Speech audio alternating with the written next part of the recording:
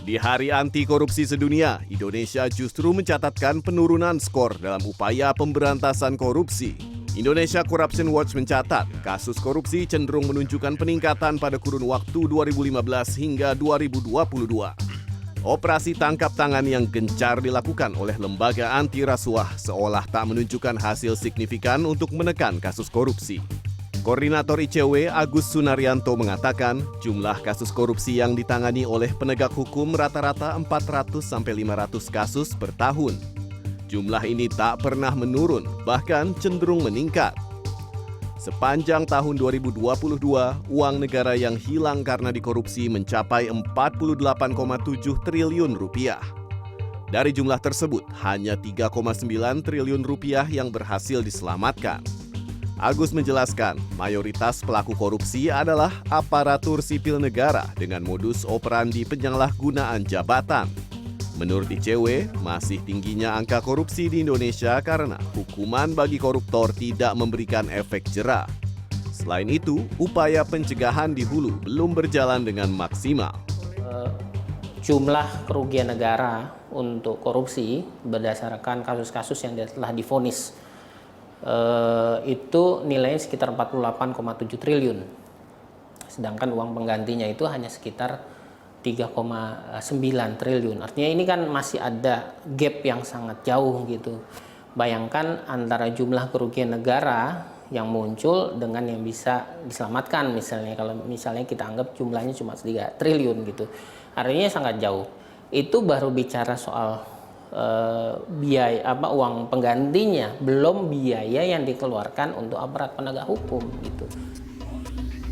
ICW menyebut jika uang negara 48,7 triliun rupiah tidak dikorupsi, bisa dimanfaatkan untuk membangun 60 gedung sekolah di pelosok Indonesia.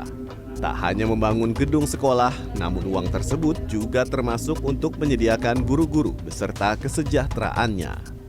Kalau kita bicara soal pemanfaatan ya, seharusnya itu bisa ya paling tidak sekitar 60 sekolahan itu bisa dibangun gedung baru ya.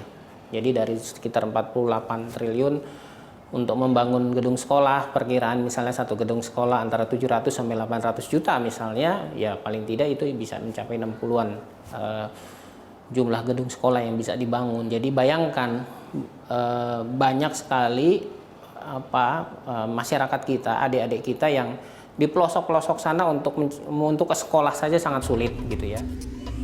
ICW menambahkan dibutuhkan reformasi hukum untuk memperbaiki pemberantasan korupsi di Indonesia. Salah satunya adalah dengan mensahkan rancangan undang-undang perampasan aset koruptor. Bagi ICW, selama koruptor tidak dimiskinkan, maka hukum pidana penjara tak akan memberikan efek jera. ICW mencatat sepanjang tahun 2022, pemberantasan korupsi di Indonesia jalan di tempat. Tak hanya itu, skor nilai indeks persepsi korupsi Indonesia juga turun drastis sebanyak 4 poin dari 38 menjadi 34. Nilai ini jauh di bawah negara Asia Tenggara lainnya seperti Singapura, Malaysia, Thailand, dan juga Vietnam. Di Hari Anti Korupsi ini sudah sebaiknya KPK merefleksikan diri untuk terus meningkatkan sinergi dalam penindakan dan juga pemberantasan korupsi. Penurunan indeks persepsi korupsi Indonesia pun diakui oleh Komisi Pemberantasan Korupsi atau KPK. Juru bicara pencegahan KPK, IP Mariati Kuding menyatakan, momen Hari Anti Korupsi Sedunia menjadi pengingat bagi KPK untuk memperbaiki skor indeks persepsi korupsi pada tahun mendatang. Kalau kita berbicara mengenai raport pemberantasan korupsi, Corruption Perception Index atau CPI menjadi salah satu yang selalu menjadi acuan. Sebagaimana kita ketahui bersama, skor CPI Indonesia tahun 2022 ini mengalami penurunan yaitu pada skor 34.